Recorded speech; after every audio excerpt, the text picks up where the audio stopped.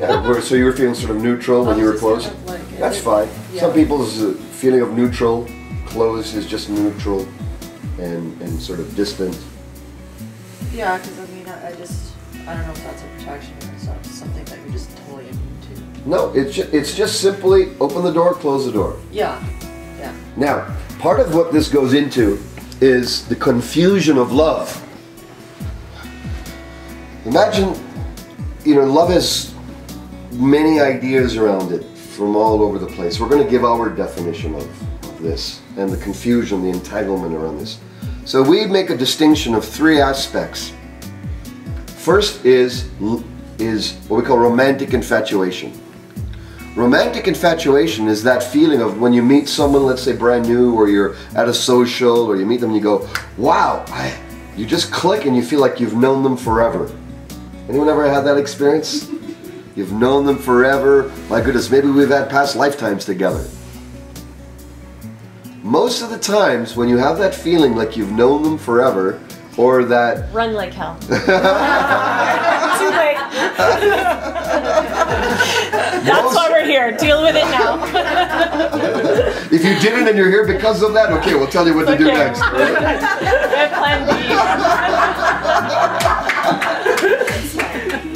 Romantic infatuation is that person's unresolved family dynamics and kinks attracting your reciprocal unresolved family dynamics and kinks.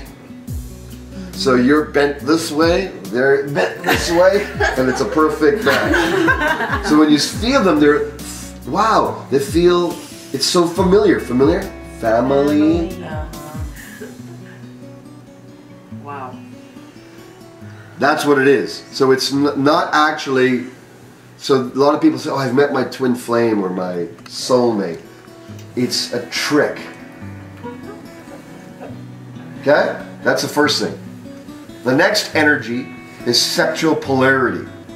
Sexual polarity is the magnetic attraction, sexual attraction between two opposite poles. When two people have two strong opposite magnetic poles or sexual poles, there's attraction. Now in our society, we have a lot of confusion around sexual polarity and love.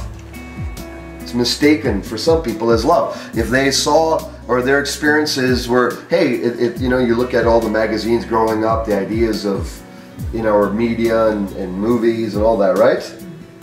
If you're, like you were saying, I'm supposed to give sex to make a man happy or something like that. That's not love. That's what you may think is love, or your imprint of it. And so then there's confusion around that. So romantic infatuation, once you have romantic infatuation and you have sexual polarity, then you're going to think you're in heaven. And that type of relationship will be like this, and then crash. Anyone see that in their patterns or friends in your own lives? It goes up like this, and then it crashes. Because the life lessons in this wear out very quickly. Yet at first you see them, they're this, first few months of dating, they can't do any wrong. Everything they do is just awesome. And then after a certain period, you walk in and the shoes are not where you usually put them, and it's like, what a slob that guy is, or she leaves this, and so all of a sudden it's all irritating. You know what I mean? It's like, don't they know? They're supposed to know, absolutely know, because in your family, that's what you do. And how come they don't get that? You're supposed to get that because you're of one mind. You're of one body. You're one. So that's the confusion of romantic infatuation combined with sexual polarity. Now, the third strand, which is love itself, is your oneness with the other. Now, yesterday's exercise, and ultimately, we've realized that you can do yesterday's exercise with anyone and have deep love, meaning the sense of separation between you and them is dissolved. Not romantic love, not gushy, syrupy love, not romanticized love that we see on movies or things like that, but just oneness. And you can have love with a pet. We love our dog. You can have love, you know, first time I came out here to the mountains years ago. When I came to Alberta and I drove up to, we were going to Canmore. I never seen mountains on.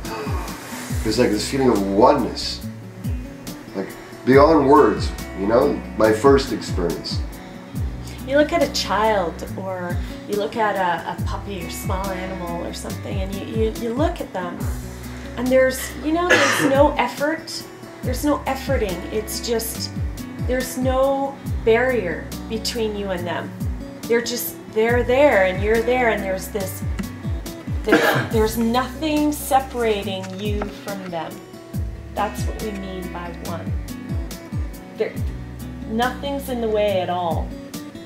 It's that full connection with nothing in between, no layers whatsoever. You can have that with the favorite spot, a magical spot you have, a painting. So love is universal, and ultimately that practice is there to have that. So when you have love, or you create love, you generate it, and you create polarity, not through happenstance, because when you first meet, it's through happenstance.